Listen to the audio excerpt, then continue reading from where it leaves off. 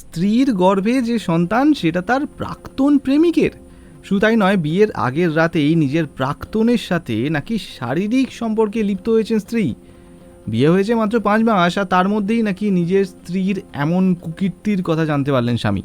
তো ব্যাপারটা এরকম, বিয়ের 5 মাস পর একদিন এক অচেনা ব্যক্তির ফোন পেয়ে যুবক জানতে পারেন ওই অচেনা ব্যক্তি তার সদ্য বিবাহিত স্ত্রীর প্রাক্তন প্রেমিক, এবং তিনি সরাসরি তার সাথে দেখা করতে চান।